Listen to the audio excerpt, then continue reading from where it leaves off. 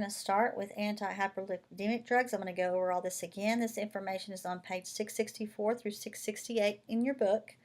They are used to lower abnormally high blood levels of lipids. In normal amounts, lipids help produce energy, maintain body temperature, and provide essential body chemicals. And in abnormally high amounts, lipids allow excess cholesterol to form and deposit in the blood vessels, causing atherosclerotic plaques.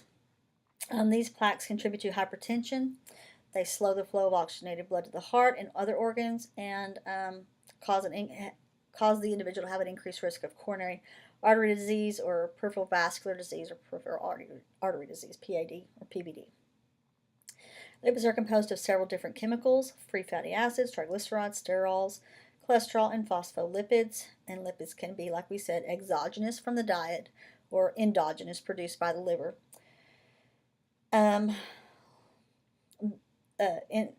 These lipids combine to produce lipoproteins that transport lipids throughout the body. We have your VLDLs, or your very low density lipoproteins, your LDLs, your low density lipoproteins, also known as your bad cholesterol. And then we have your low density, your immediate density IDL, which you don't see much about those. And then your HDLs, your high density lipoproteins.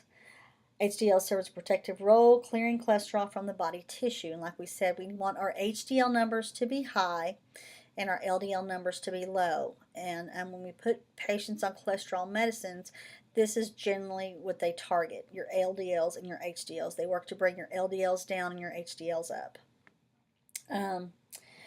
Drug therapy can reduce serum lipid levels, but it is not the first treatment of choice. The first treatment of choice, if someone comes into the clinic and they have their lab work done and they're shown to have high cholesterol or high lipids, a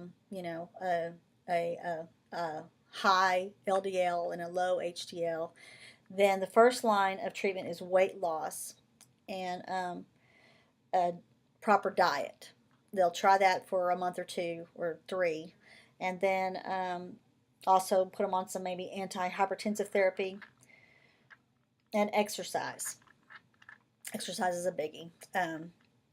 The goal is to get the cholesterol level under 200.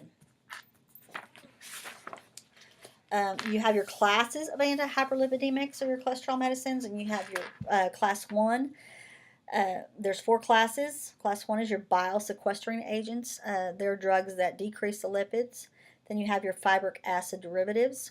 The biggie, or the most common now you'll see, is your HMG-CoA reductase inhibitors, also called your statins, and your cholesterol absorption inhibitors.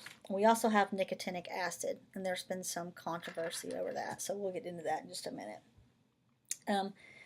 Your older agents are your bile sequestering agents. They lower the blood levels of LDL. Bile acids are bound in absorption of all lipids. They decrease until bile acids are replaced. Pharmacotherapeutics, they treat hyperlipidemia, and the prototype drug here is Questran, which comes in as a powder or a chewable bar. The powder is mixed with 120 to 180 milliliters of H2O, a carbonated beverage, soup or cereal, etc., something liquid, and then ingested that way. You also have Cholested, which is granulated powder, and you can mix this in fluids. But the people who don't tolerate the statins very well, this is normally what they'll resort to next.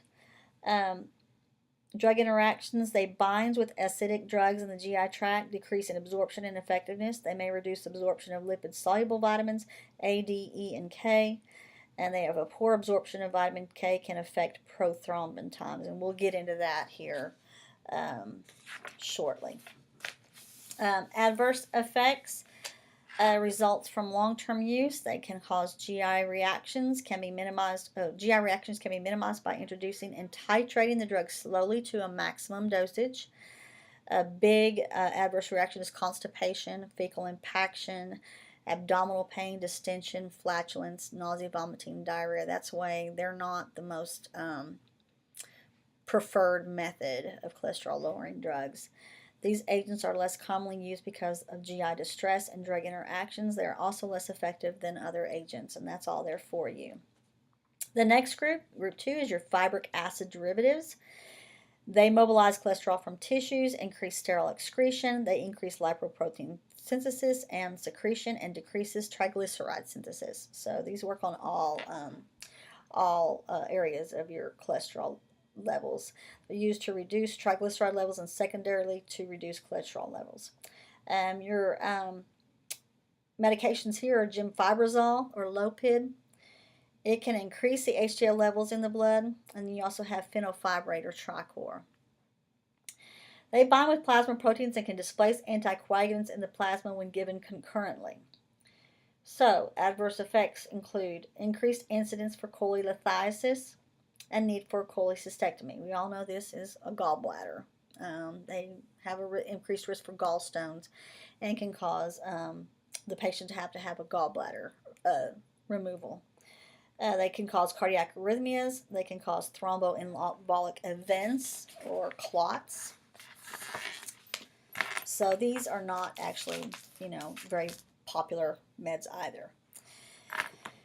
Most common one you're going to see, and you're probably going to see on your boards and your HESI, is going to be in the class of the HMG-CoA reductase inhibitors, or your statins. This is on page 666. They inhibit cholesterol transport from the intestine and interfere with cholesterol synthesis. Your drugs here are your lovastatin. It's one of the weaker HMG-CoA reductase inhibitors. You also have your simvastatin or Zocor, rovastatin, Crestor. You have pravastatin that's not on here. Anything with a statin on the end of it, it's a cholesterol medicine. It's a cholesterol lowering medicine. And adverse effects include GI disturbances, cramps, constipation, flatulence, diarrhea, headache, elevated liver enzymes. One of the most important is myopathy, which is manifested by myalgias and myositis. And rhabdo is a serious skeletal muscle adverse effect. Something about these statins that more commonly cause the myopathies or the muscle pains or the bone pains, the myalgias. That's the most common complaint on these drugs. Supposedly, pravastatin is the drug of choice to cause least of these side effects. But sometimes they need a stronger one, so then they're of course at increased risk for more of the myalgias.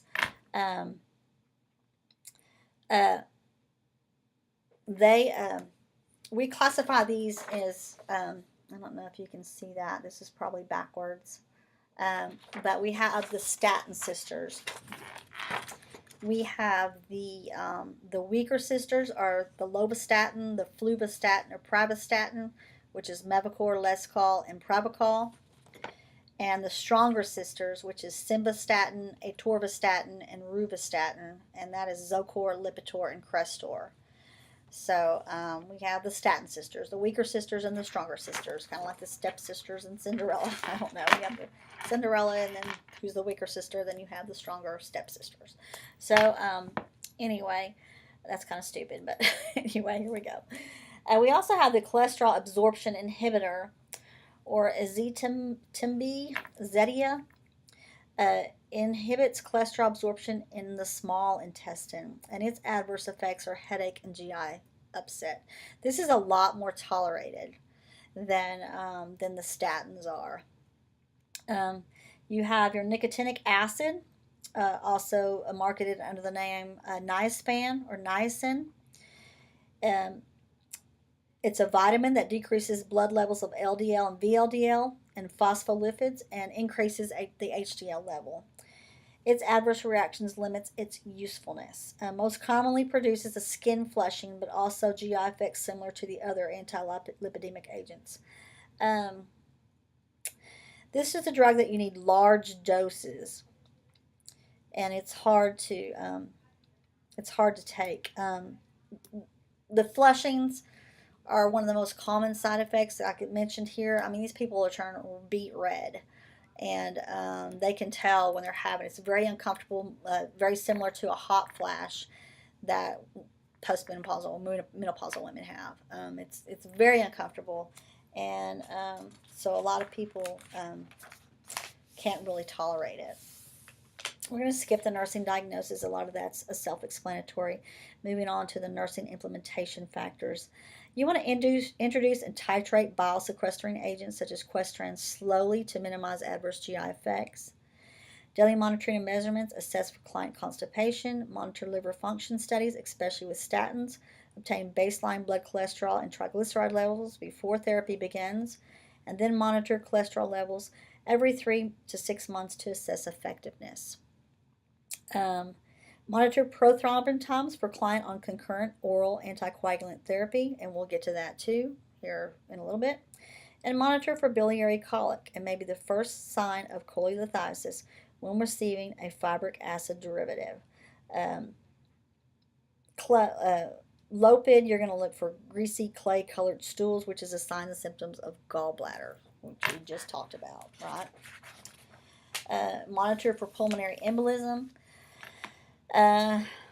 which could be a sudden onset of shortness of breath, chest pain, or anxiety, and an impending feeling of doom, or decreased peripheral tissue perfusion in the lower legs, evidenced by leg pain, edema, or redness. Points for client teaching: encourage the client to drink fluids, increase dietary fiber intake, and increase exercise daily to prevent constipation. You want to have the client have a low-fat diet. Tell the client to have cholesterol levels checked regularly every 3 to 6 months. Explain the importance of liver function tests to client beginning taking statins, because we said that they are hard on the liver. So not only do they monitor their cholesterol every time they get their cholesterol checks, they're going to have their liver functions tested. So remember that they are hard on the liver. These statins are hard on the livers, especially. Okay. Grapefruit juice increases the bioavailability of reductase inhibitors and increases the risk of myopathy and rhabdomyolysis. We've talked about this before with calcium channel blockers. So just remember, no grapefruit juice. Okay. The client taking with triglyceride and her cholesterol levels are within normal limits range within 3 months. That's your nursing evaluation. That's the goal that you want to set. And the client avoids constipation by increasing fluid and fiber intake. Next, we're moving on to your drugs affecting the hematologic system. These agents are used to treat microcytic and macrocytic anemias, also normocytic anemia associated with chronic renal failure. Microcytic hypochromic iron deficiency anemia. It's characterized by small and completely hemoglobinized RBCs, results from inadequate dietary intake of iron or excessive blood loss, slow insidious GI bleed or heavy menstrual bleeding, and health problems worldwide, especially for females. Okay. Macrocytic or megablastic anemia is characterized by abnormally large RBCs. Results from vitamin B12 or folic acid deficiency. Both are essential elements for normal erythropoiesis production or RBC production. Anemia can develop from inadequate dietary intake or insufficient GI absorption. Symptoms of both anemias include pallor, fatigue, rapid pulse, shortness of breath, irritability, and cardiac irregularities. Foods that one needs to eat to increase these levels are meats, legumes, green vegetables. They provide iron, and fish and meat supply B12, where fresh green vegetables supply folic acid. Then you have your normocytic anemia. It's a decreased number of RBCs, and it results from an erythropoietin deficiency as well. Normally, RBC production is stimulated by erythropoietin, a plasma protein that is converted into a hormone by their enzyme renal erythropoietin factor. Chronic renal failure affects this enzyme's production. So all patients who are on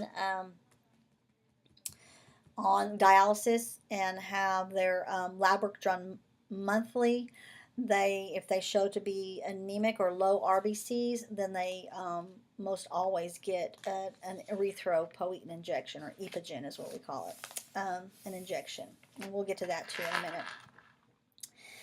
You have your iron. is next. It's the most important role is in normal production of hemoglobin, but is also important in muscle metabolism and in the cognitive function of children. This information, I think, is on page 781. Also on page 218 to 220, there's some information on it. It's used to prevent and treat iron deficiency anemia, to prevent anemias in infants 6 months to 2 years, and pregnant women. It's usually given PO, but may be parenteral or IV. We have ferrous sulfate or thiazole, which is your more common oral form of iron. And then you have your iron dextran or Imferon, and it's given IV or IM.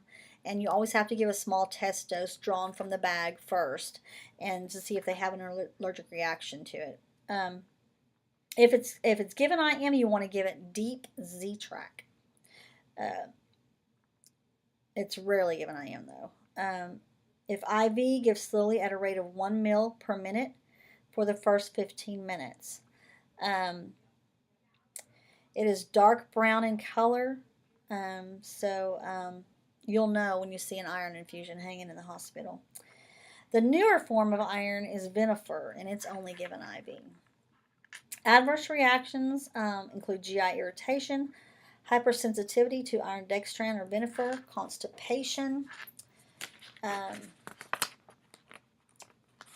A biggie, iron causes severe constipation. So these patients definitely want to take a stool softener or some Miralax or something daily while they're on the iron therapy, especially pregnant women.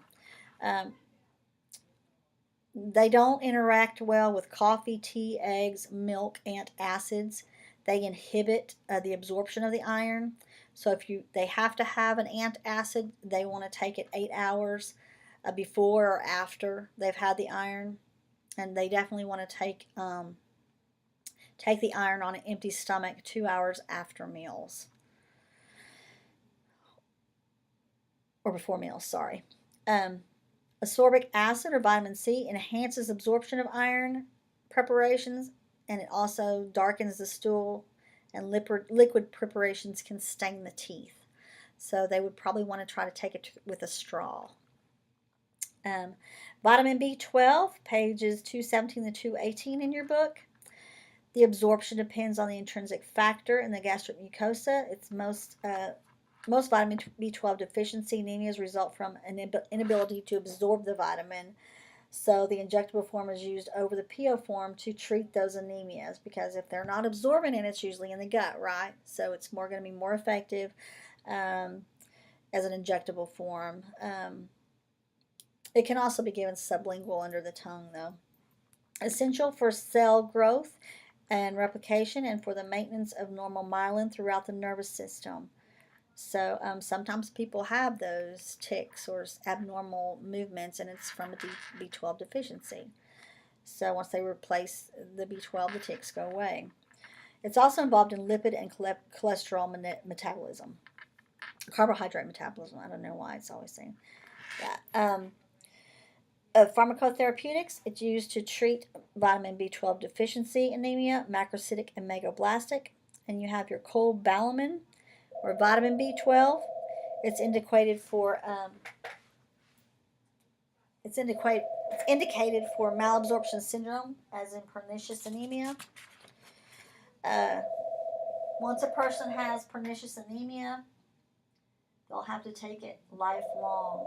I'm trying to turn the volume down on this phone.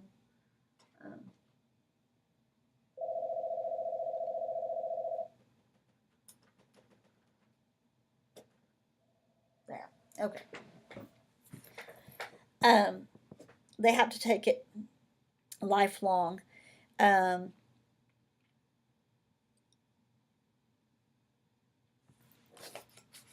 This pernicious anemia is caused by a GI pathology or inadequate dietary intake, and it's given IM every week for 4 weeks and every month. It also can be given by nasal spray or sublingual. Then you have your folic acid. It's the second cause of megablastic anemia, or is caused by folic acid deficiency. It is essential for normal RBC production and growth. It's used for pregnancy to prevent neural tube defects such as spinal bifida. It's important to know that these patients need to be on the folic acid before they become pregnant. Once they become pregnant and that fetus starts to develop and they get a neural tube defect, then they can take all the folic acid in the world and it's not going to help. So they definitely need to be on folic acid before they become pregnant. This is common, especially in border and third world countries. It's also common in liver disease, alcoholism, skin disease, or renal failure. And folic acid is given PO, IM, IV, or sub-Q. And most of the time it's available over the counter. We mentioned a little bit ago your erythropoietin or your epogen. It's on page 559 in your book. It regulates RBC production in bone marrow, stimulates erythropoiesis, and is used in chronic renal insufficiency. It's also given in post-cancer chemotherapy and patients with HIV. Used in chronic renal failure, it decreases the need for blood transfusions. Okay? It's rare to lack erythropoietin in the blood. I just want you to know that. And they have to have some usually underlying cause. It's given IV 3 times weekly in patients on dialysis or sub-Q. It's used to keep hematocrit levels around 36%, and hemoglobin is not above 12% for dialysis patients. It's usually given just directly into the dialysis tubing that hooks to their access devices. They usually have a needle, 2 needles, 1 arterial, 1 vein in, and they just usually they have little ports on them. They just inject it into that port. It goes into the machine, and it just helps the blood. Adverse effects include hypertension, headache, nausea, edema, chest pain, seizure activity, and contraindications in uncontrolled hypertension. You do not want to give it in patients with uncontrolled hypertension. If the intent is to increase the erythropoietin level. During nursing diagnosis, we've pretty much discussed all these: constipation from iron and impaired tissue integrity, fatigue related to anemia, implementation factors, administration procedures. You do want to make a note of these. You want to infuse iron dextran or vinifer IV slowly at a rate of 1 ml per minute for the first 15 minutes. Administer iron dextran IM by Z-Track to avoid leakage into the subcu tissue, because it will stain the skin. They'll get a big brown spot on their skin. Keep emergency equipment at hand in case of anaphylaxis related to iron dextran. And vinifer or vitamin B12 hypersensitivity. You also definitely want to keep something on hand for that. Administer oral IV preparations between meals at least 2 hours before or after, given an antacid, and if GI irritation occurs, take it with food. Okay, it's not going to hurt it. So go ahead and take it with food. Daily monitoring and measurements measures the serum iron level and CBC, especially hematocrit hemoglobin. And epogen not given in hematocrit above 36% or a hemoglobin above 12. So you might see a test question that says, the patient has a hemoglobin of 38 and hematocrit of 38 and a hemoglobin of 14. The patient has an order for epogen or erythropoietin. The nurse questions this order, or would you give it, or something to that effect. So you're going to definitely want to question the order or hold it and wait and talk to the physician or something. Monitor the client receiving iron dextran, vinifer, or parenteral vitamin B12 for hypersensitivity reaction. Points for client teaching: suggest diet changes appropriate for anemia. Explain to the client that iron preparations normally darken the stool, but the physician should be contacted if cramping or bloody stool occurs. Tell the client how to prevent or relieve constipation. Teach signs of accidental iron poisoning, including nausea, vomiting, abdominal pain leading to shock. So you want to be sure you don't do that. And when taking EPO, seek help immediately if chest pain occurs. Um, iron on the empty stomach 2 hours after the meals. You need to remember that. Add an F, okay? Iron on an empty stomach.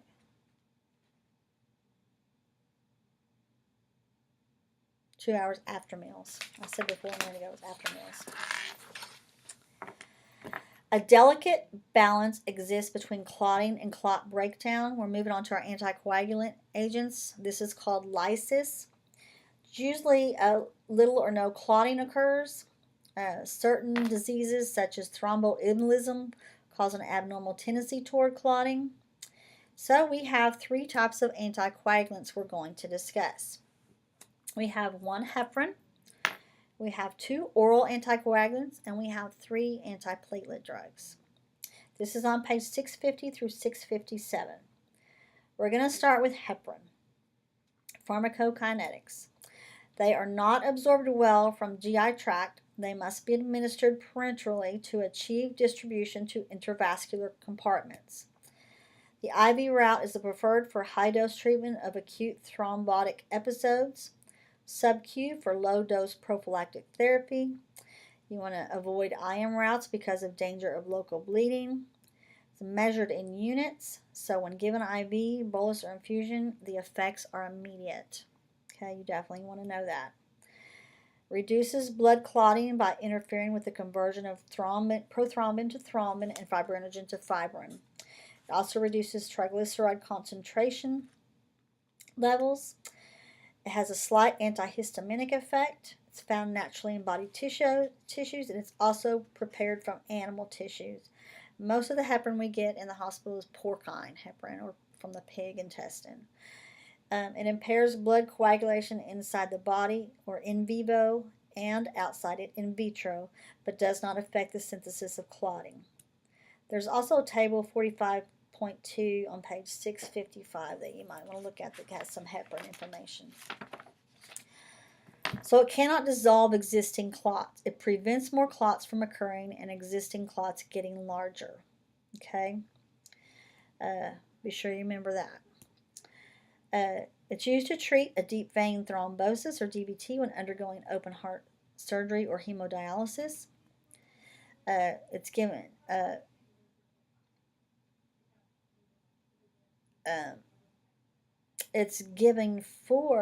to prevent disseminated intravascular coagulation, or DIC. I've seen a patient in this before, and it's not good. The patient died. It was terrible. She just had her gallbladder out. She went into DIC, and they left her open, and she was just bleeding from every orifice. It was just awful. She was like 30 years old. Atrial fibrillation, prophylactic after orthopedic surgery. It's given in the COPD client who is hospitalized. Why? Because you got to think these COPD patients aren't moving around very much because they're so short of breath. So if they're not moving around, they're at risk for clots, right? So that's why it's given as preventative or prophylaxis measures. You want to monitor the anticoagulant effect by monitoring the activated partial thromboplastin time, or APTT, or we just call it PTT in the hospital. The therapeutic range of your APTT or your PTT level is 1.5 to 2 times the control in seconds. Normal values are 20 to 35 seconds. But once we throw the heparin on board, you want to keep it between 30 and 85 seconds to ensure that they're anticoagulated. Definitely if they go over 85 seconds, they're at risk for bleeding out. So you definitely want to monitor your PTT levels. And when you have a test question on this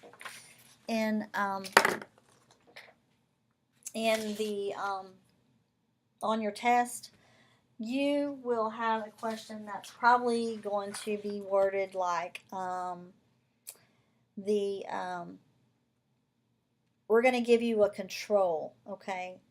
So we say the control is 30, okay? Your normal control is 30. And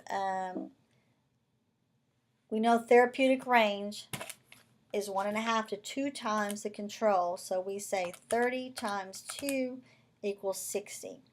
So if you were to have a question that said the PTT came back with a control 68, then you're going to know that's too high, right? So you're going to want to deliver the antidote, which we'll talk about in just a minute. So we will give you the control, and you just need to know that its therapeutic range is 1.5 to 2 times the control in seconds. Okay? Not hard. You may have heparin protocol to follow to titrate the dose. Most hospitals have a heparin protocol, and it's just right there on the intranet, the hospital intranet that you can go to and print it off. Your ACT, or your activated coagulation time, is the time it takes for whole blood to clot firmly. We give heparin in the cath lab a lot of times when we're fixing legs or whatever, and we'll give 5,000 units or whatever, and a few minutes later, since it's immediate acting, we'll go do an ACT, or an activated clotting time. We have little portable machines in the lab that we do. We want our ACT, or activated clotting time, to be above 200 to ensure they are anticoagulated, that they're not going to clot while we have all these catheters and wires and balloons in them. Okay, so after the procedure, we'll do another ACT, and if it's still above 200, then we'll wait, and we say that it comes down 50 seconds every 30 minutes, by 50 seconds every 30 seconds. So if it's at 250, then every 30 minutes. It comes down by 50 seconds every 30 minutes. So it's at 250 at the end of the case. We'll come back in 30 minutes. We expect it to be at 200. So that's how we measure that. And sometimes we'll just, if it's been out for an hour, then we assume it's come down here. It's down to 150 by now. It's safe to pull. If we pull it at 200, the sheaths that go in the artery, we pull it at over 200, then they're going to bleed, and you're going to be holding pressure forever. So we definitely want the heparin, the ACT to be below 200. But anything above 200 is anticoagulated. The antidote for heparin is protamine sulfate. It's a strong base that neutralizes acidic heparin by binding with it to form a stable compound with no anticoagulant effect. So you want to administer by IV slowly over 1 to 3 minutes. Or you can, if you give it too fast, you can cause dyspnea, flushing, bradycardia, and hypotension. I gotta tell you, we've given it many times, just straight, give 5,000 units of heparin, and 8,000 units. It just depends. Give it, we push it.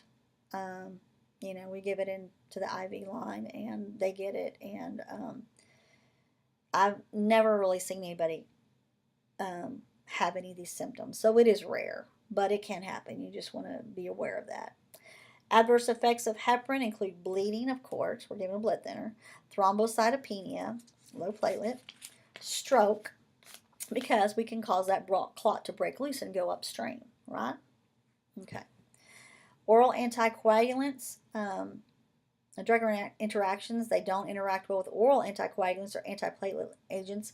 They increase the risk of bleeding. And I've got to tell you that we give antiplatelet agents right off the bat too, after they've had heparin. Just because it's usually getting a stent, and the body sees the stent as a foreign object, so they send platelets in to seal it off. And so they need those antiplatelet agents on board as quick as possible. So we usually give them a bolus of the antiplatelet agent, and we'll get to that here in a little bit. But you're going to see, just because it says that here they could have an interaction, you're going to see still, when you get out into practice, that they're still given together. Skip down to E where it says aspirin causing an increased risk of bleeding. Here again, they get an aspirin before they go to the cath lab, a full 325 milligram aspirin. We give them heparin during the cath. It just, yes, it can cause increased risk of bleeding. The difference between it is we're giving it in a hospital setting, and we don't want patients going home and taking heparin with their aspirin. They're usually off the aspirin at the time, because should they start to have a GI bleed or something, we can go and fix it while they're in the hospital. But after they go home, it becomes a little more difficult. So you will see them given together again, okay, the heparin and the aspirin. Then you have your hep locks, or your peripheral locks are flushed with normal saline to maintain patency, and centralized or flushed with heparin. They are more prone to clot, and so we want to keep some heparin in those lines to keep them from clotting, okay? And a little harder to put in, again, than the peripheral lines. You also see them in PICC lines, but PICC lines are flushed with normal saline. Then you have your new low molecular weight heparins, or your enoxaparin, or your Lovenox. It's administered in the anterior posterior flank area, or the love handles.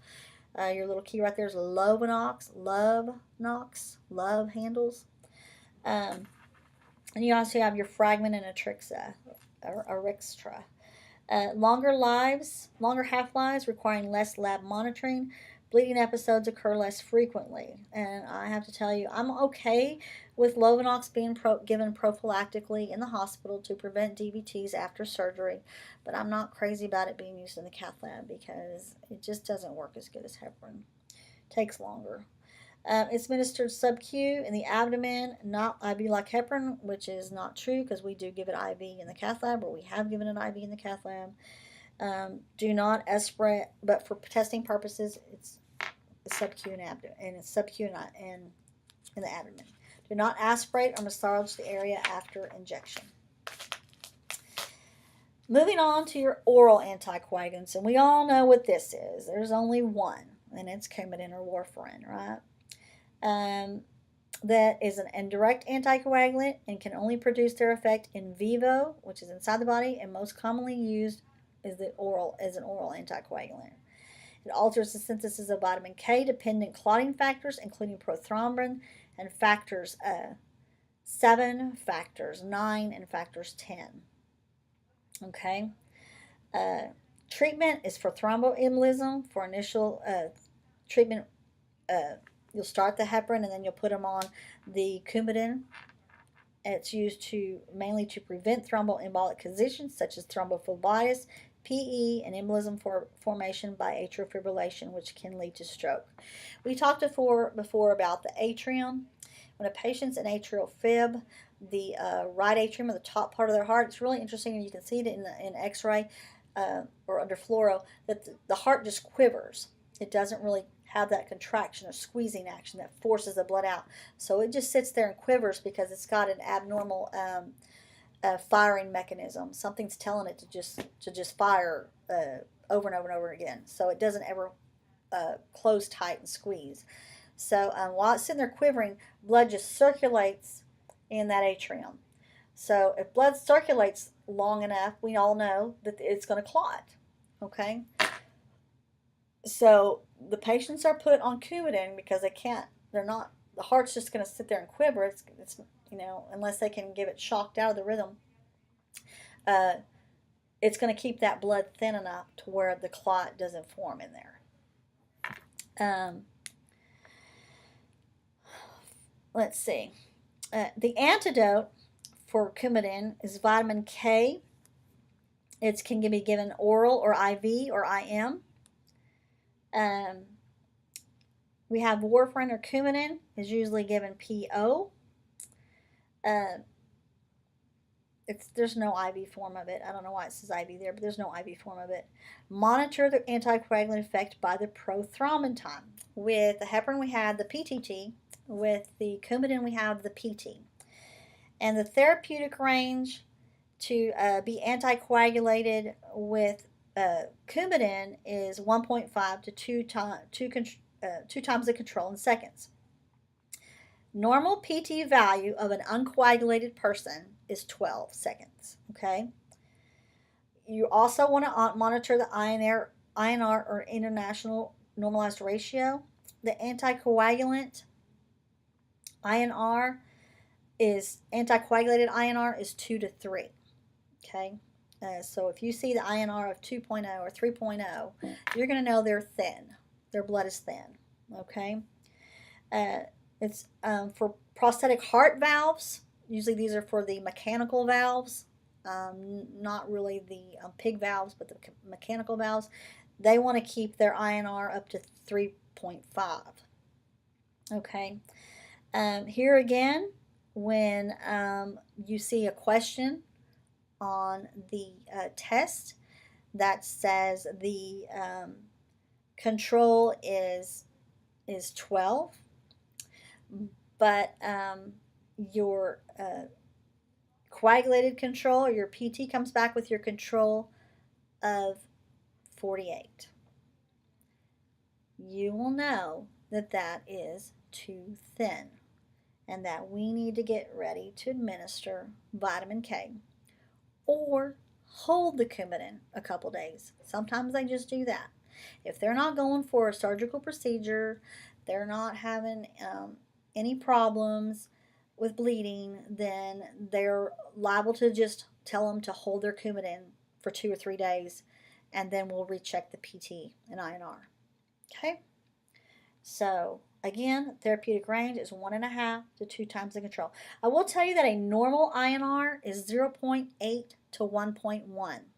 And like we said, an anticoagulated INR is 2 to 3. Okay?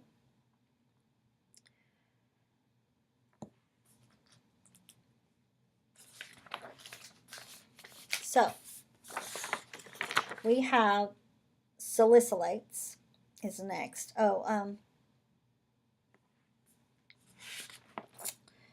Let me see one more thing. Foods to avoid. See if that's further on down in here.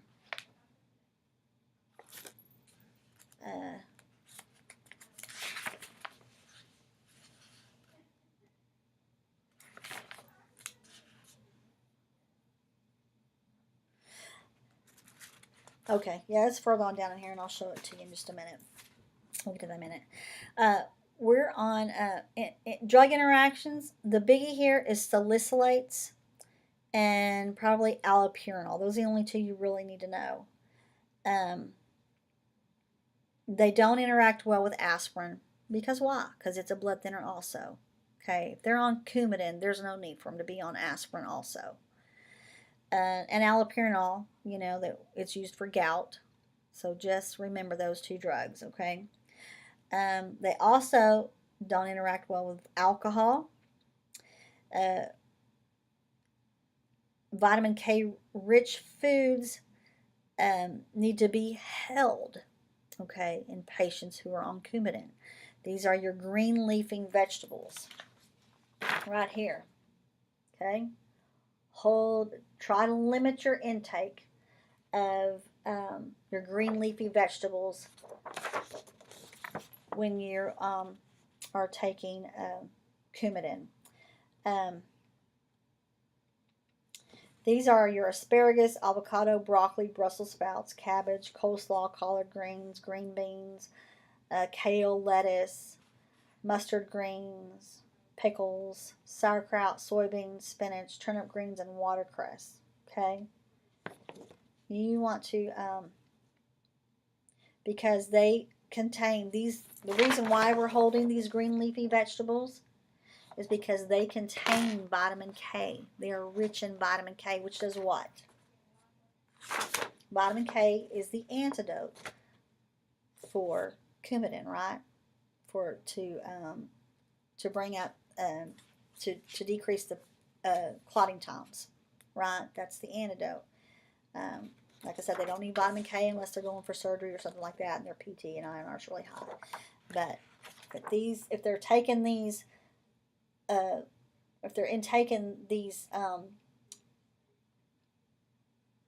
green leafy vegetables and all these vegetables while they're on Coumadin, then it's not going to work that well, right? Because the vitamin K in the vegetables is counteracting it, and it's going to cause them to clot. So they want to avoid green leafy vegetables. Newer anticoagulants on the market, and you've seen probably commercials for them, are Xarelto, Eliquis, and Pradaxa. Okay? They prevent DVT and PE after knee surgery. They're given PO. There's no routine labs. They decrease risk of stroke with AFib. They do all the same things that Coumadin does.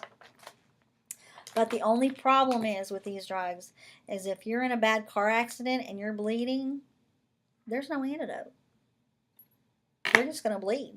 So So they need to be really careful about that. And yes, they do work better. Yes, they don't have to go for their lab work weekly or monthly to have their blood drawn, but to the, if they're in a car accident and they're bleeding really bad, especially internally, then they're pretty much screwed. So they need to be really careful, and they need to be really good candidates for it before they're put on that.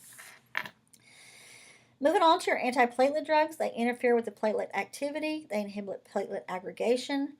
The prevention of arterial clotting. Heparin and warfarin prevent thrombosis in veins.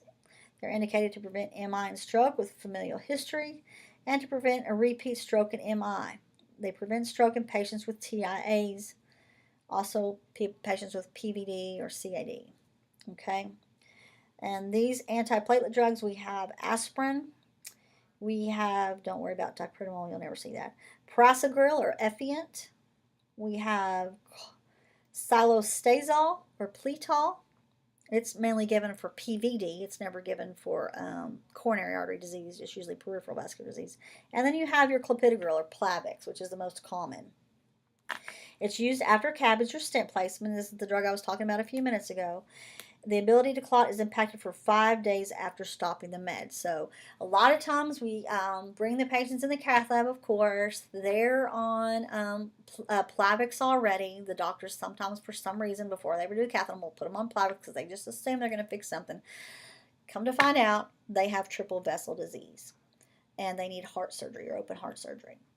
The surgeons are really particular about this, and they want them to be off their Plavix for 5 days before they do the heart surgery on them. It causes major complications in the OR. So they are really reluctant to take them if they've been on Plavix. Or if they just recently had Plavix, they've not been off it for 5 days. Adverse effects include GI irritations, salicylism for the aspirins, dizziness, tinnitus, difficulty hearing, nausea, vomiting, diarrhea, confusion, and lethargy. A lot of people say they can't take aspirin because it upsets their stomach. That's not an alert allergy. It's just an adverse effect. And a lot of times we just tell them, okay, go get the coated aspirin, which is the Ecotrin or the Malox coated aspirins, which is the ascriptins. They're more gentle on the stomach. So, but a big problem with aspirin is aspirin overdose, and that is salicylism, and it's listed there for you. Dizziness, tinnitus, difficulty hearing, nausea, vomiting, diarrhea, confusion, and lethargy. If they came in and they say they overdosed on aspirin, some people do. They seem to try to overdose on Tylenol. They try to overdose on aspirin. Tylenol is the worst thing, by the way, you can overdose on because it can kill your liver. You can't live without a liver. So, yeah, that's a bad one. So don't ever overdose on. Pray to God no one ever does, but do not ever do it on acetaminophen or Tylenol. Aspirin, like we said, it can cause bleeding, but we can usually get the bleeding to stop. Aspirin overdose can also cause respiratory alkalosis. Self-explanatory, right? Drug interactions, you don't want to give them, like I said, on heparin, if their clients on heparin or oral anticoagulants, dipridamole, they have an increased risk of bleeding with aspirin. Sulfenprazone, antagonism of sulfenprazones or uricosuric effects when taking aspirin. That's why you don't want to give it with patients on allopurinol, right? I just mentioned that a minute ago.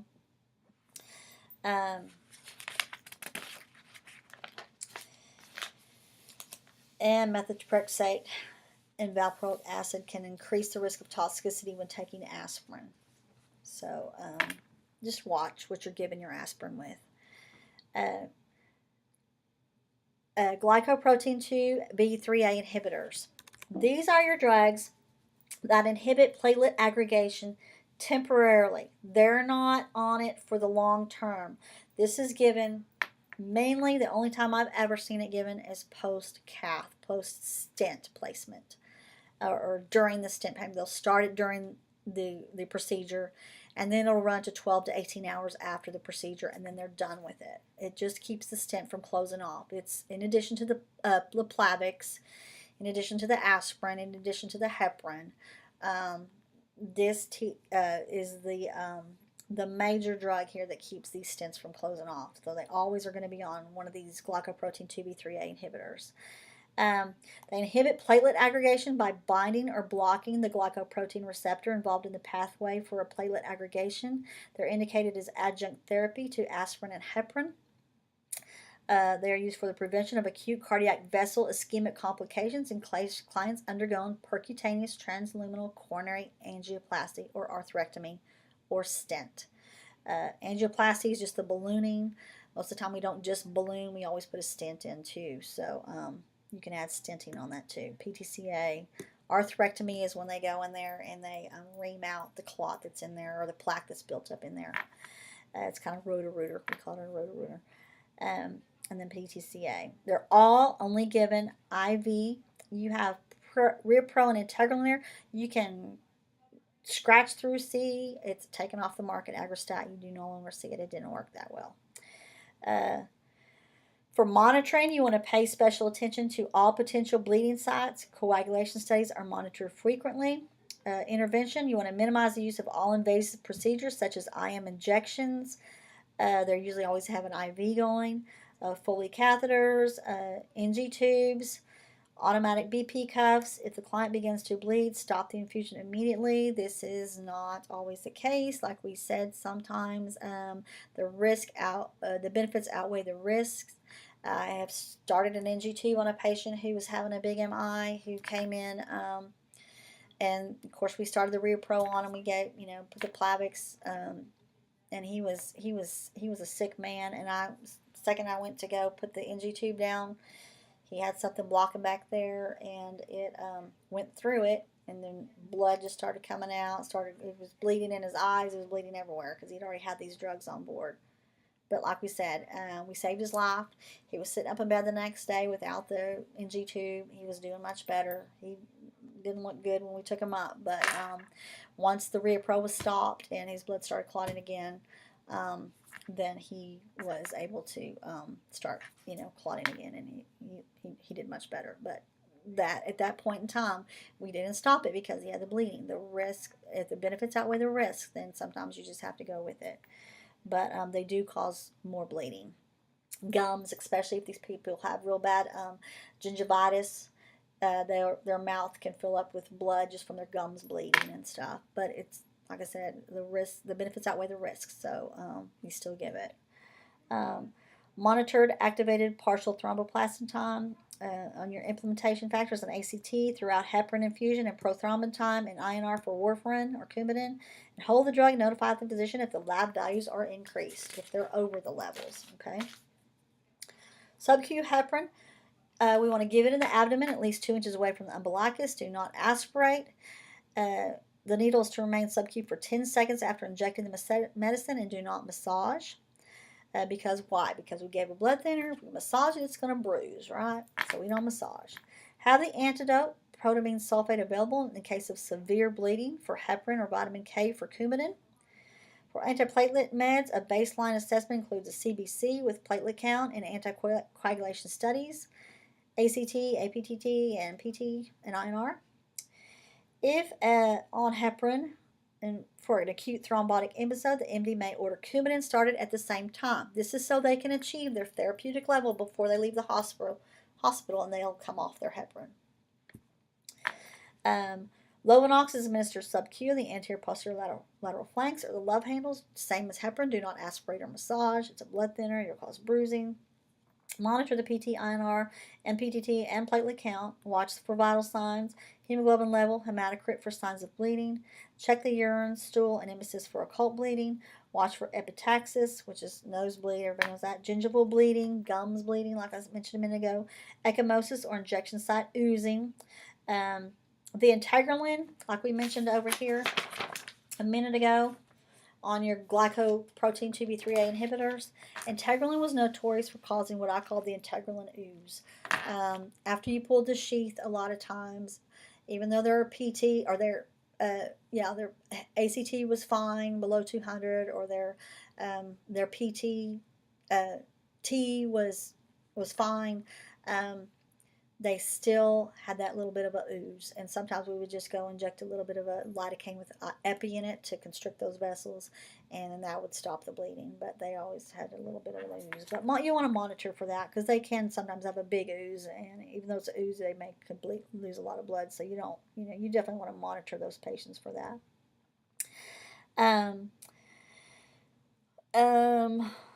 Assess wounds, drainage tubes, and IV sites frequently for signs of bleeding. Check for signs of thrombophlebitis, including calf pain, tenderness, and redness. Monitor for spontaneous bleeding when on IV heparin and stop the IV immediately. These symptoms include chills, low back pain, signs of internal bleeding. This is what we call a retroperitoneal bleed. It's a bleed that you cannot see, and they just always start to complain of back pain. They'll have chills. Their blood pressure will bottom out, and that can be a medical emergency. So you definitely want to watch for that. They'll have also an alteration in level of consciousness.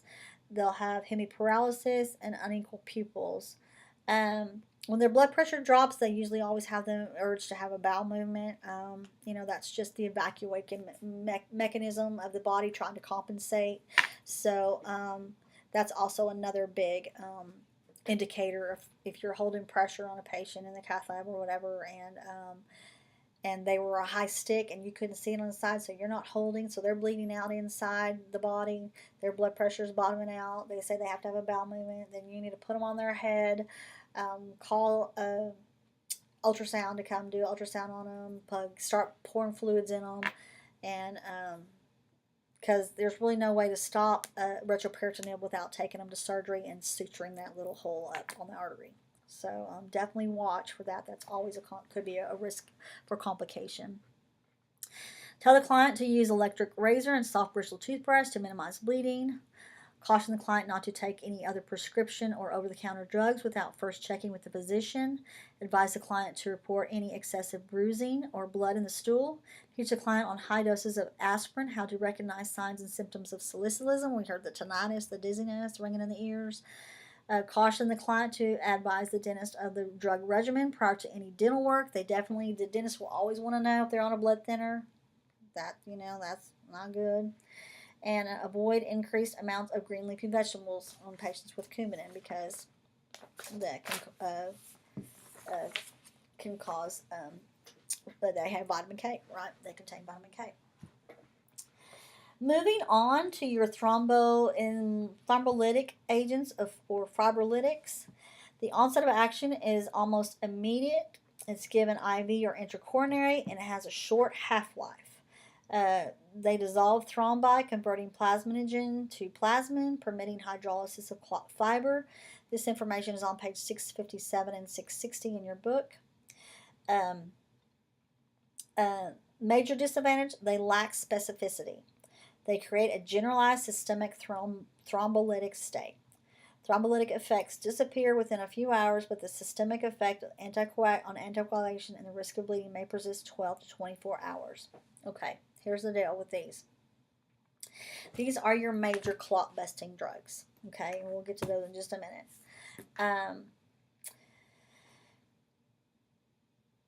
If they come in and they are questioned, they're definitely questioned before we start this drug if they've ever had a GI bleed or anything like that, and they say, yes, I have a bleeding ulcer. Sometimes, here again, the benefits outweigh the risk, and they're going to go ahead and start that thrombolytic agent, because if they don't, then they're going to lose their leg, or they're going to have a huge MI. Okay, these drugs are given on the outlying areas for coronary, for acute MIs. They come into emergency room, say in Bowie. They don't have a cath lab anywhere close. They can go to Decatur, they can go to, or ship them to Wichita. But that's going to take, 30 minutes to get the helicopter there. It's going to take 30 minutes to get them back to either Wichita or Decatur. So we're talking about time, right? Time is muscle. So they'll be given these, they have the options to start this drug and dissolve the clot en route to the cath lab or to the hospital. If they don't, they may not have a fighting chance. So Like we said, we don't ever give TPA or TNK at United Regional in the emergency room for an MI, because there's always a doctor on call, there's always a cath lab on call, there's always a team on call that can take them to the OR, or take them to the cath lab and get the clot dissolved, or open up the artery. This is mainly used in outlying areas. Now, if we do have a patient coming with a black leg from lack of circulation, they've occluded their saphenous vein in their leg, or not saphenous vein, but their superficial femoral artery in their leg. They have a big clot in it, and they're not getting blood flow to their feet, and their foot is blue and cold and in pain, and sometimes we bring them in and that clot is so big that we try to suck it out, but we can't get it out. We'll go ahead and put a catheter down in there and put it right there at the tip of that clot, and we'll just drip TPA on it through over 12 to 24 hours. Okay, but that's not just going to cause that clot to dissolve there. It's a major blood thinner, so it's going to cause all the blood in their body to become thin. That's what we mean by lack of specificity. It's not just going to even though we put it right down there on the clot, and it's still being absorbed through the whole body, and it's going to cause all their blood in their whole body to become thin. So, and it'll dissolve any other clots that they have anywhere else too. They just may not know what they have at the time. But that's what we mean by lack of specificity. It dissolves thrombi and arteriovenous cannulas to reestablish blood flow, which I just mentioned.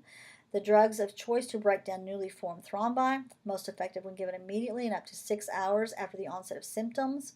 It's used to treat AMI, acute MI, which I said on outlying areas, PE or thrombotic stroke.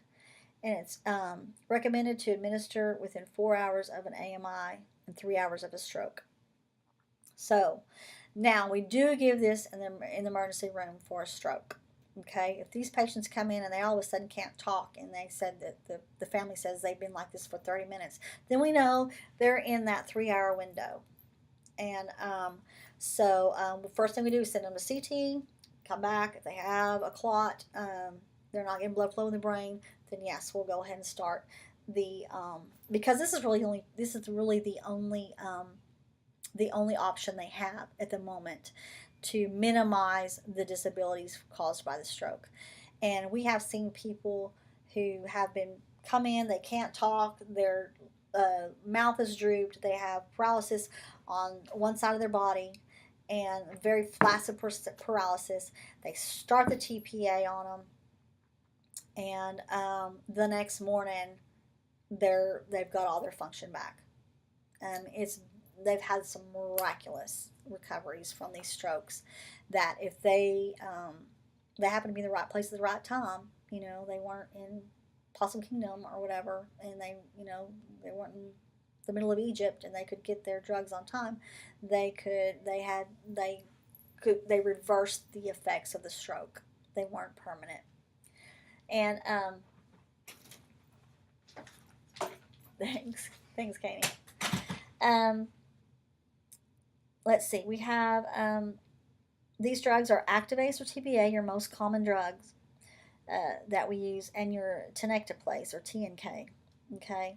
Then you have your streptokinase, observed for anaphylactic response, it says, and urokinase. These drugs are mainly given in catheters that have clotted, like they have an infusoport. They'll inject some streptokinase in there to dissolve the clot in the infusoport, because they don't want to go ahead and cut it out and have to take it out and put a new one in. So they try to dissolve the clot with the streptokinase or urokinase by injecting that in there, letting it sit for a while, and then aspirating it out to see if they can get the clot. Or seeing if they can infuse through it. They'll try that first before they'll take the port out and put a new one in for cancer, those infusoports for cancer patients. The antidote, it says aminocaproic acid or Amicar. Adverse effects include, of course, hemorrhoid and anaphylactic reaction. Contraindications: active internal bleeding, recent cardiovascular accident, intracranial or intraspinal surgery, intracranial neoplasm, severe hypertension, and known hypersensitivity. These patients are not a candidate Okay, if they've had a recent stroke and they're having another one, then especially if it's due to a bleed, then they're definitely not going to get these drugs. Okay, um, or any type of intracranial, intraspinal hemorrhage or anything like that, they're not going to get these drugs. Now, I have seen them give it to people who have a history of bleeding ulcers, but yeah, if they've definitely recently had a bleed, a brain bleed, they're not going to get them. And they come in with a heart attack next, their hands are tied. They just want to try to get them to the cath lab as quick as they can. So you definitely want to do an in-depth interview to determine if the client is a candidate. Sometimes these clients can't talk to you, so you rely on the family. You really need the family's help and family support. Drug interactions, they have an increased risk of bleeding with heparin, oral anticoagulants, antiplatelet drugs, and NSAIDs. Nurse and implementation factors. Definitely want to know to monitor the client for bleeding, paying special attention to puncture wounds and sites. Okay, puncture and wound sites, because they can be bleeding if they went to the OR and they had a heart attack and they started this on and say they went to the OR in Bowie and then they had a heart attack and they just had surgery, then they could bleed from the surgical sites, right? Monitor for client for arrhythmias or reperfusion arrhythmias such as PVCs, VTAC, VFib, as blood clot is dissolving. Monitor for symptoms of cerebral or internal hemorrhage. Like we said, those will be loss of consciousness, things like that. Observe for signs of microembolism, including skin mottling, pallor, or cyanosis. Observe extremities and palpate pulses. Do not administer IM injections or insert new arterial lines for 24 hours after thrombolytic agent administration. Examine patient for active bleeding for 24 hours after thrombolytic therapy. After intracoronary thrombolytic therapy, embolize the client's leg and leave the femoral and venous sheaths in place for 24 hours unless we have a closure device we can use sometimes, and monitor for CMS of the extremities. Have the antiarrhythmic and anti-hypersensitivity agents close at hand, lidocaine and a defibrillator. Sometimes they can bust a clot in the heart, but they can send it further downstream. So they can go into VFib or VTAC and they end up having to shock them. So got to definitely watch for those. Observe for allergic reactions, itching, hives, fever, dyspnea, bronchospasms, hypotension, cardiovascular collapse. No venipunctures during therapy. Because why? Because if we start an IV on them, then they're going to bleed, right? From the side. No automatic BP cuffs after administration, only manual BPs, because sometimes those automatics just blow up and blow up and blow up, and they can just get severe bruising and ecchymosis and even hematomas from the blood pressure cuffs. So you don't want those automatic blood pressure cuffs on. That is the end of the cardiac system. We are moving on to drugs to improve the respiratory function. This is chapter 41, page 583 is where it starts. And we're going to start with bronchodilating agents. And we've already seen some information on bronchodilators earlier in the semester, but we're going to elaborate on them a little more. They're used to treat chronic pulmonary disease such as asthma, chronic bronchitis, and emphysema, or COPD. Theophylline and caffeine, methylaxing agents, also called xanthines, are drugs that we normally use for this. When given as an oral solution or a rapid release tablet or retention enema, it is absorbed rapidly. Rectal suppositories are absorbed erratically and are used less commonly. Food alters absorption of slow release products, so they should be given with only a small amount of food or when the stomach is empty. Dosages are individualized based on serum drug concentration, the level, patient response, and the occurrence of adverse reactions. They are powerful CNS stimulants. They decrease drowsiness and stimulate more rapid thinking. They stimulate the myocardium and increase contractility. They relax vascular smooth muscle, dilating coronary, pulmonary, and systemic blood vessels. They cause diuresis because of improved cardiac function and increased renal blood flow. And they stimulate GI function, explaining GI adverse effects. As we mentioned, they're used to treat asthma, chronic bronchitis, emphysema, neonatal apnea. Theophylline is used for the diuretic effect in treating heart failure and Cheyne-Stokes respirations. Therefore, they're given a lot of times in patients in hospice. Theophylline acts as a bronchodilator, assists in ventricular emptying, decreases diaphragmatic fatigue, and increases mucociliary clearance. Aminophylline or theophylline are the generic names. They come in the trade names of Slobid and Theodore. Then you'll see your diphyllin or Dilor. And we also give caffeine used to treat neonatal apnea. Adverse effects include nausea, anxiety, restlessness. Toxic reactions include insomnia, headaches, behavioral changes, irritability, severe nausea, cramps, convulsions, tachycardia, irregular heartbeat, rapid breathing, or theophylline toxicity. And the symptoms are listed here for you, which include nausea, vomiting, diarrhea, anorexia, headache, anxiety, dizziness, confusion, hypotension, tachycardia, muscle twitching, and convulsions. Okay? Give cautiously in patients in advanced age or have congestive heart failure, liver impairment, peptic ulcers, myocardial injury. That's all there for you. Drug interactions that don't interact well with dilantin or phenytoin, primidone, rifampin. They increase xanthine metabolism. Okay. Beta blockers cause mutual inhibition and decrease theophylline excretion. Cimetidine or Tagamet or Zantac or Ranitidine decrease theophylline metabolism and possibly cause toxicity, causing it to collect in the blood, right? Tobacco, marijuana cause increased theophylline metabolism, so the smoker requires larger doses. That's a biggie. Put a big star by that, okay? You will see that again.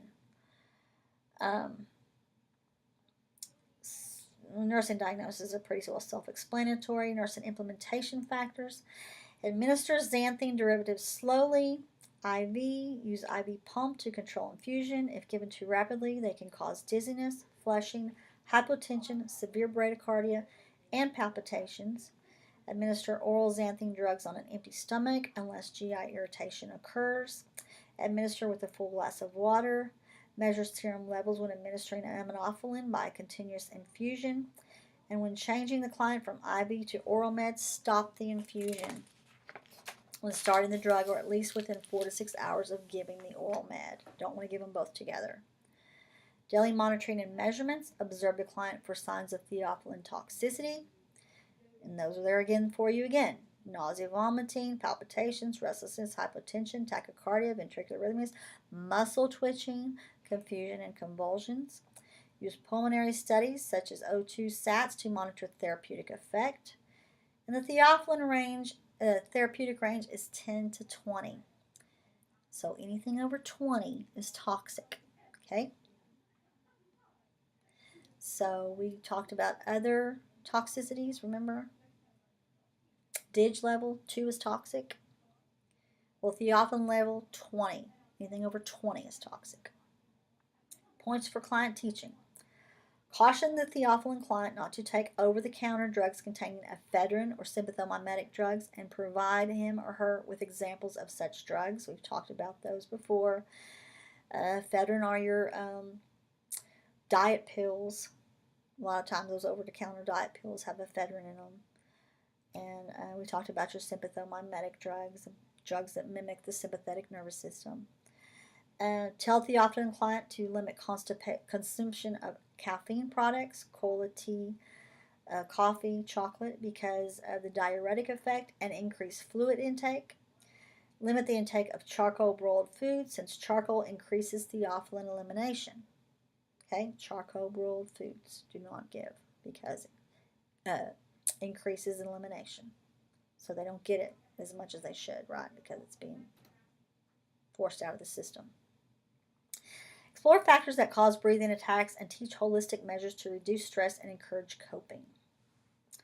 Advise the elderly clients that they may experience dizziness while taking xanthine derivatives. So I'll tell you this is on page 589 and 590 in your book. Instruct the client to take oral preparation with an 8-ounce glass of H2O and preferably on an empty stomach. Do not chew or crush slow-release products. Increase the client, they may experience, instruct the client, they may experience increased heart rate, nervousness, and tremors when taking xanthines. And instruct the proper use of the metered dose inhaler. Remember, we said that they want to rinse their mouth out because they can cause thrush. So they definitely want to rinse their mouth out after each inhalation. And when you're teaching the multi-dose inhaler, tell them to hold the inhaled breath as long as possible and then breathe out so they can get as much of that into their lungs as possible. Other than that, everything else I'll let you read on your own. Just put a star by 5, okay? Moving on to your sympathomimetic drugs, page 586 through 588. They are non-selective adrenergic drugs. They are your alpha, beta 1, and beta 2 agonists. They are epinephrine, adrenaline, bronchade mist, and ephedrine sulfate or Primatene mist, and that's sold over the counter. Alpha stimulation causes vasoconstriction to reduce mucosal edema. Beta 2 causes bronchodilation, while beta 1 causes unwanted cardiac effects such as increased heart rate and increased force of the myocardial contraction. Selective beta 2 receptor drugs, or your non-selective beta drugs, your adrenergic drugs, your beta 1 and beta 2 agonist, is isoprel. And your selective beta 2 receptor drugs are your short-acting drugs, and they are bronchosol. Your more commonly seen Proventil or Ventolin. It is your prototype, and it's also used as a rescue inhaler. And it comes in a handheld nebulizer or multi-dose inhaler. And you also have Alupent there listed for you. Then, at the top of page 7, you have your Tributaline or Breathine. Xopenex, it's new on the market and causes less adverse cardiovascular effects. It selectively stimulates the beta 2 receptors for bronchodilation. It has a weak beta 1 response, so it is likely to cause it's less likely to cause unwanted cardiovascular effects. So it's safe to give in patients who have CHF. Okay. Then you have your long-acting beta 2 agonist, the Ceravent Discus for chronic asthma and exercise-induced bronchospasm. It's not effective for treating acute bronchitis. I will tell you that over there where we saw your bronchade mist or your Primatene mist that's over the counter, several patients have died from taking that over the counter, and that is because of the beta 1 reaction that it causes, the unwanted cardiac effects. It can cause them to go into cardiac arrest. So definitely tell them to use those sparingly if you know anybody who uses it. Just sparingly. If they have problems with that long term, they need to see a doctor about that. Don't resort to over-the-counter meds for that. Your long-acting beta-2 agonist, your Ceravent Discus, is for chronic asthma and exercise-induced bronchospasm. It's not effective for treating acute bronchospasm, so it's not a rescue inhaler. Then you have your anticholinergic bronchodilators, also called your antimuscarinic agents, and this is Atrovent or ipratropium. Ipratropium bromide is what you see a lot of times. The maintenance therapy in clients with COPD and controlled asthma. It's not for acute episode. It is an anticholinergic related to atropine, so it can cause the 3D effects. And your prototype here is Spiriva. It's not a rescue inhaler as well. And page 584, this information is for you, the implementation and the monitoring factors and the teaching. It's all pretty much the same for all inhalers. Do not skip doses, use proper technique for handheld nebulizers and MDIs, and teach the importance of pulmonary toileting. We talked about that before. Then you have your anti-asthmatic prophylactics, your mast cell stabilizers, such as cromulin sodium or Intol, nitocromol or Tilade, or your Xolair. I'm not going to pronounce the last one. The use or mechanism of action is to prevent bronchospasm and bronchial asthma attacks by inhibiting release of histamine and leukotrienes from mast cells. It's not used for acute asthma attack and may take several weeks for the therapeutic effects to occur. Adverse effects include sneezing, watering eyes, dizziness, nausea, rash, headache, increased urgency, and frequency of urination. Those are your asthmatic prophylactics or your mast cell stabilizers. Next, we have your leukotriene antagonist, page 590 to 595. A lot of people have kids who have asthma or allergic asthma. They're on Singulair or Accolate. They are leukotriene antagonists. They are given PO. They block leukotriene receptors, which are components of the slow-reacting substance of anaphylaxis. So it interferes with the formation of substances that cause mucus plugs and constrict bronchial airways. This is in the upper respiratory and the lower respiratory tract. They reduce inflammation and mucus secretions, preventing acute asthma attacks. You have corticosteroids is the next group that we're going to talk about. They come in as a multi-dose inhaler, a beclomethasone, fluticasone or Flonase, and budesonide or Pulmicort. Becanase, Flonase, and Pulmicort.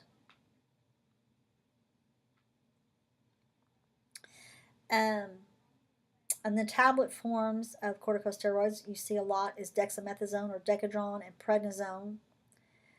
Dexamethasone can also be given IV in the form of Decadron or hydrocortisone. Cortef or methylprednisone, Solumedrol, Depomedrol, or Solucortef is also another form. The use of mechanism of action is to prevent bronchospasm and bronchial asthma attacks by suppressing antibodies that precipitate asthma attacks. There are less systemic effects when inhaled steroids are used instead of PO or parenteral. These are given a lot of times before the steroid to open up the airways so the steroid can absorb. Okay? Bronchodilators. Bronchodilators are given before steroids to open up the airways so the steroid can absorb. The steroid causes what? An anti-inflammatory response, right?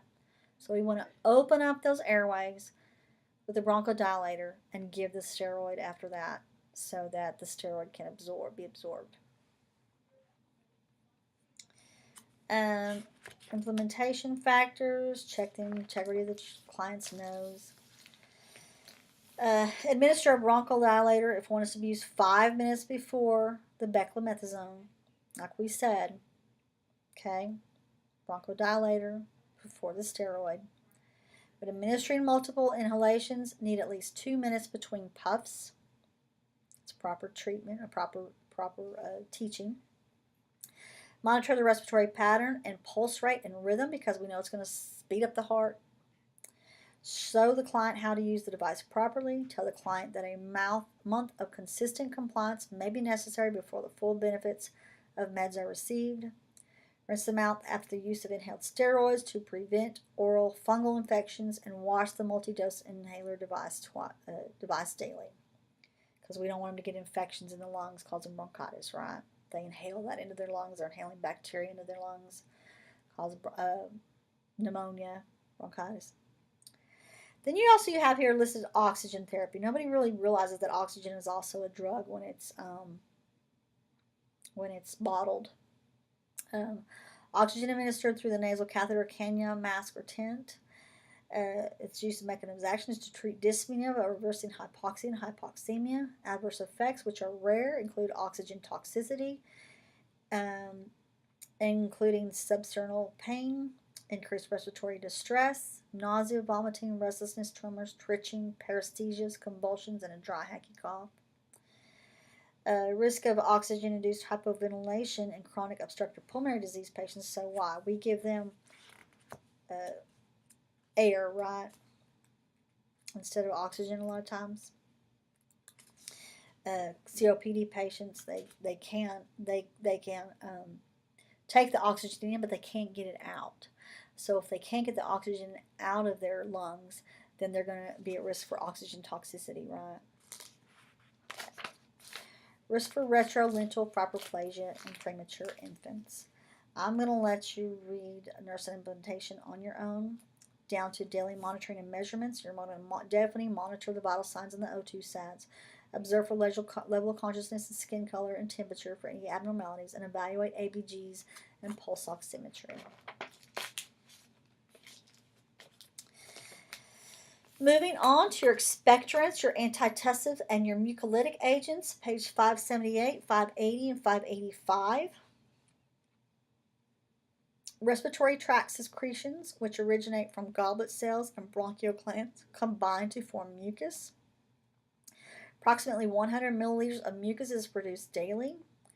Mainly is protective in nature. It acts as a barrier to prevent H2O, loss from epithelium. It plays a role in the mucociliary clearance mechanism, protecting the epithelium from mechanical irritants, noxious agents, and microorganisms. Its inhaled particles are trapped in the mucus, and the debris is propelled to the oropharynx via mucociliary clearance mechanism to be swallowed or expectorated. May be compromised by inhibited ciliary functions such as chronic exposure to cigarette smoke or change in mucus viscosity or amount. Expectorants assist in clearance by increasing mucus output or altering composition. We know that the cough is an important protective mechanism and is triggered by stimulating nervous receptors that are sensitive to irritants. They are located throughout the respiratory tract as well as the stomach, pleura, and the diaphragm. Although coughing is useful and protective, it can be irritating, exhausting, and interfere with ADLs. It can lead to complications such as rib fractures, ruptured rectus abdominis muscles, pneumothorax, bradycardia, and syncope, and treatment depends on its cause. I'm going to start with treating the cough with expectorants. They facilitate mucokinase.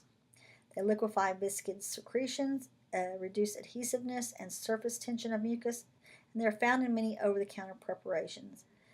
They come in the form of guaifenesin or robitussin, which is your prototype. It relieves the dry, hacky cough.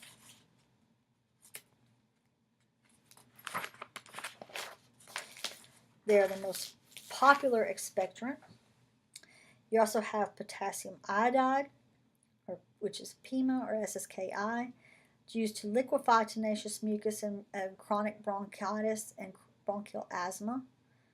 It's prescribed less frequently because of the toxic side effects. Then you have your terrapin hydrate. It increases mucus production, liquefies and reduces the viscosity of thick secretions, and has a high alcohol content. Adverse effects of guaifenesin include vomiting at high doses. Iodides can cause thyroid disease with prolonged use, aggravation of acne. Signs and symptoms of iodism are unpleasant brassy taste, burning in the mouth and throat, sore gums, increased salivation, coryza, sneezing, eye irritation. Early symptoms may mimic the common cold. Terrapin hydrate can also cause drowsiness because, like we said, it has high alcohol content, and we know that alcohol is a depressant, right? Okay. Contraindications: do not give in pregnancy or lactation, or if they have a known hypersensitivity or thyroid disease with the iodinated glycerin. Precautions: respiratory insufficiency, inadequate cough reflex. Guaifenesin and oral anticoagulants, if they mix the two, they can have an increased risk of bleeding. And iodines and lithium, or antithyroid agents, can potentiate hypothyroid effects and cause goiter. Terrapin hydrate and disulfiram, like we said, have an alcohol disulfiram reaction, so they don't want to mix, which is what disulfiram is. Antabuse. We talked about that last week. Antabuse, or the day of the test. Antitussives. We have centrally acting antitussives, which suppress cough by depressing the cough center in the medulla. They are peripherally acting. They act on the cough receptors throughout the airway. Usually coughing is not suppressed unless exhausting, painful, and interferes with sleep and is taxing to the circulatory system. This is on page 578. Treatment should be directed at the cause, such as removal of the irritant or cigarette smoke or postnasal drip. Your most common one here is Tessalon benzonatate. It's non-narcotic. They have no risk of addiction. It's adjunctive therapy or treatment during diagnostic tests such as a bronchoscopy, and the patient must avoid when the patient must avoid coughing during a procedure. I prescribed a lot of that this last clinical because we have a lot of the itises come in, and the cough with the sinusitis is the last symptom to go away, and it can last up to 18 to 20 days after the sinusitis is gone. So we prescribed a lot of Tessalon. Then you have your codeine, which is Schedule 2 and can cause respiratory. It's not Schedule 2 anymore. I think it's Schedule 4 now. Can cause respiratory depression, and they have to have a triplicate prescription for that. And most providers don't prescribe it anymore because of the loops that you got to jump through just to be able to prescribe it. You have your dextromethorphan and your Robitussin DM. It's the most widely used cough suppressant. It has few side effects. It's non-addictive, and it is over the counter. Then we have your hydrocodone, which is your Schedule 4, also not Schedule 2, and Benadryl. Adverse effects of benzonatate or Tessalon: dizziness, sedation, headache, GI upset, constipation, skin rash. I never see any of that. I've never seen anybody have usually any problems with it. One problem they have is they say that it doesn't work, but a lot of times they say that because they're seeking the codeine or the hydrocodone. Not all of them, but sometimes. The dextromethorphan adverse effects including drowsiness and GI upset, toxic reactions including euphoria, hyperactivity, nystagmus, uncoordinated movements, stupor, and shallow breathing. Then you have your codeine at antitussive doses. You have adverse effects including impaired alertness or coordination, hypersensitivity, dependence with long-term use, toxic reactions including meiosis, bradycardia, tachycardia, hypotension, narcosis, seizures, circulatory collapse, and respiratory arrest. And hydrocodone: dizziness, sedation, nausea, vomiting. Then you have your mucolytics. And this is on page 592. They decrease the viscosity of respiratory tract secretions by altering the molecular composition of mucus, enhancing mucolysis. They're used to treat clients with abnormal, viscid, or insipid mucus, or thickened or hardened mucus, bronchitis, emphysema, cystic fibrosis, and atelectasis secondary to mucus obstruction. This is acetylcysteine is your drug here, or Mucomyst. They usually administer via nebulizer, but it may be given with a bronchodilator, but they cannot mix it together.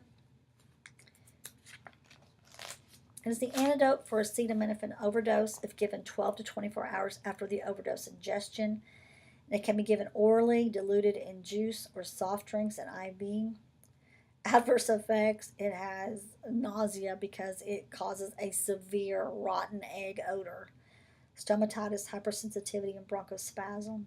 We also give this to patients in renal insufficiency to protect their kidneys if we're going to give them dye during a heart cath or something like that. And I feel awful when they order it PO to ask them to drink it because it smells so bad. You mix it with grape juice or something and it doesn't help. It still smells. I don't think it tastes that bad, but it smells horrible. Diagnosis is pretty much the same for all patients with respiratory problems, ineffective airway clearance.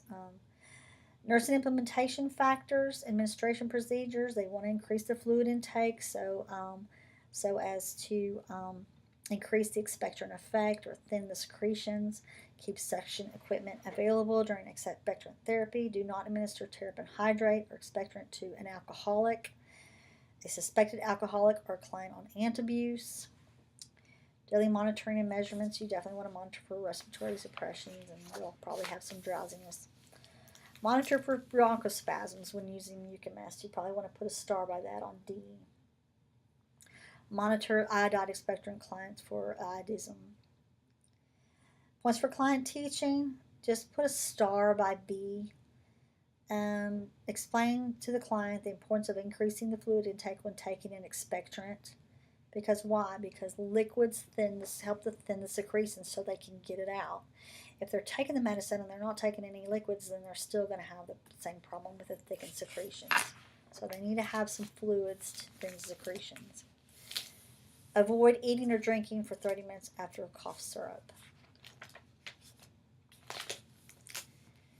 Decongestion, page 710 to 714. The respiratory system serves as one of the first line of defense against microbial invasion of the body. When invading organisms elude the respiratory and oropharyngeal barriers, effective against infection results. Histamine causes local vasodilation and increased permeability to the protein. Fluid leaks from the capillaries into the surrounding tissues, resulting in edema of the nasal passages. And the use of decongestants relieve the swelling in the clogged nasal passages associated with the common cold.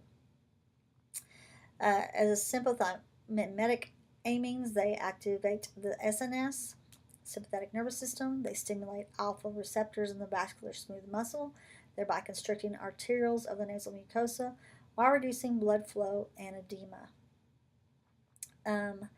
These actions open the nasal passages, increasing airflow, and promote sinus drainage. So that is how they work.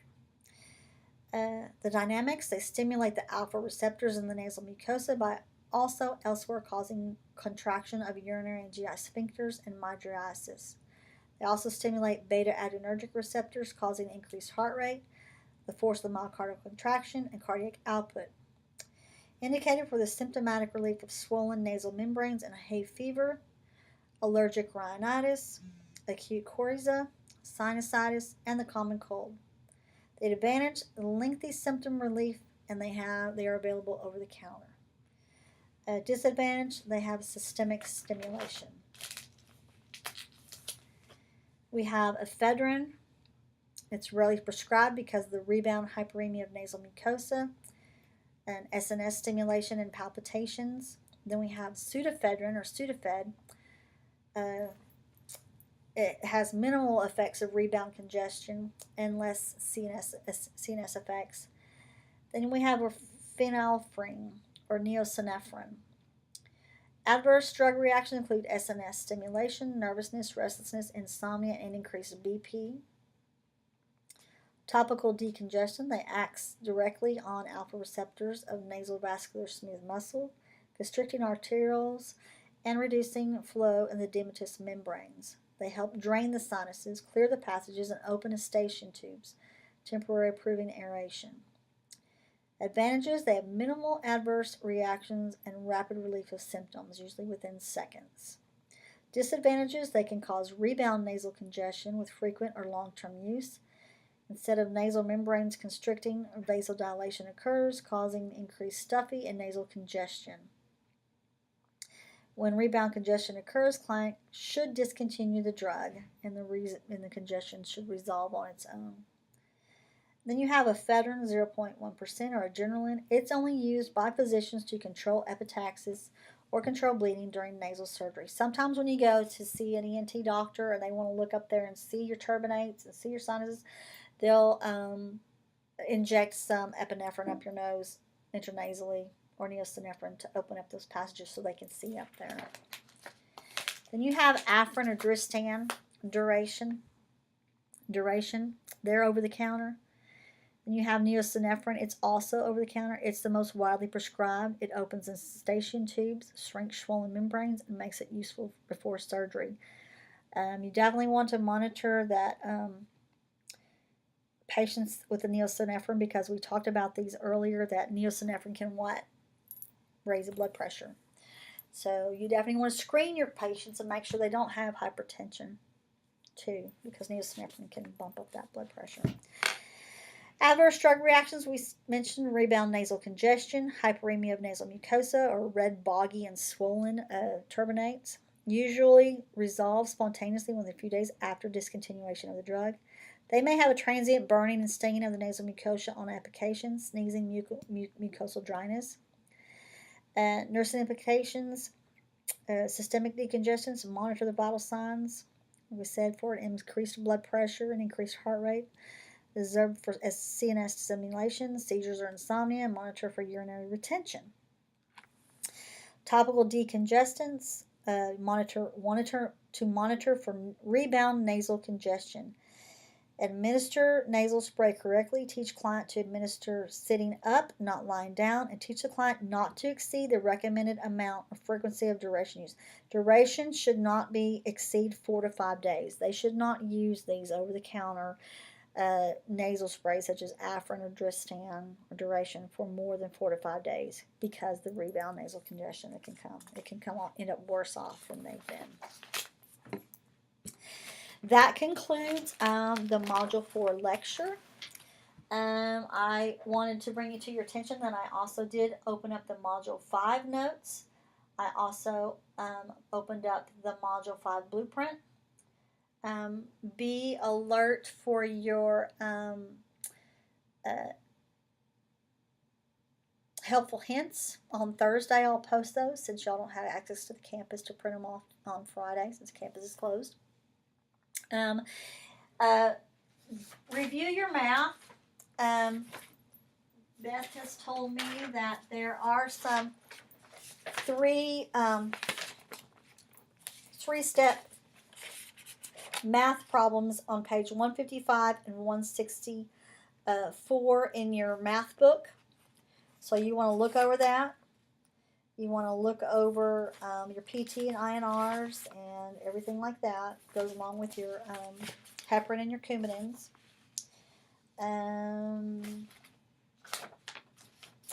If I think of anything else, I will be glad to let you know. If you have any questions over any of this material, please feel free to contact me, email me. I'll be in my office from 7:30 to 8:30 in the morning tomorrow. Then I'll be in clinicals all day, but I'll be here on Thursday.